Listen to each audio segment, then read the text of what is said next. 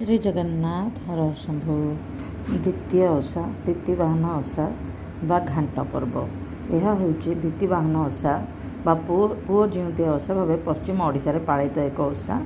ଦ୍ୱିତୀବାହନ ହେଉଛନ୍ତି ପ୍ରଭୁ ସୂର୍ଯ୍ୟଦେବଙ୍କର ପୁତ୍ର, ତାଙ୍କ ନାମରେ ଏହି ଓଷା କରାଯାଇଥାଏ। ମା ମାନେ ପୁଅର ଦୀର୍ଘ ଜୀବନ ଓ ସର୍ବମଙ୍ଗଳ କାମନା କରି ନିର୍ଜଳ ଉପବାସ କରି ଓଷା ପାଳନ କରିଥାନ୍ତି। ଏହା ଆଶ୍ୱିନ ମାସ କୃଷ୍ଣପକ୍ଷ ଅଷ୍ଟମୀ ତିଥିରେ ପାଳିତ ହୋଇଥାଏ।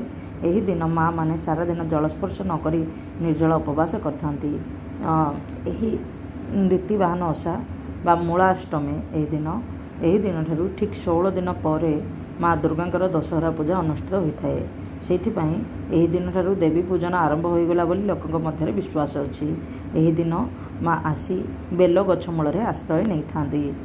ସ୍ୱର୍ଗରୁ ଧରାବତରଣ କରି ବେଲ ଗଛ ମୂଳରେ ମା ଆଶ୍ରୟ କରିଥାନ୍ତି। ଏହି ବ୍ରତରେ ପୂଜିତ ଦେବତା ହେଉଛନ୍ତି ଜିମୁତ ବାହନ।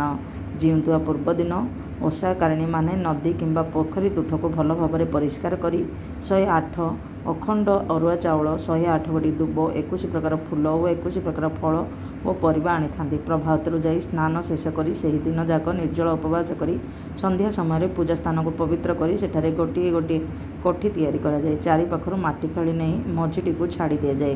ସତେ ଯେମିତି ଚାରିପାଖରେ ପାଣି ରହିଲେ ମଝି ଅଂଶ ଗୋଟିଏ ଦୀପ ପରି ଜଣାପଡ଼ିବ। ତା ମଝିରେ ତୁଳସୀ ଗଛ ଲଗାଯାଏ ଏବଂ କଦଳୀ ଗଛ ପୋତାଯାଏ। ସେଠାରେ ଥିବା ପାଣିରେ ଏକ ଜିଆଁ ମାଛ ଛଡ଼ାଯାଏ।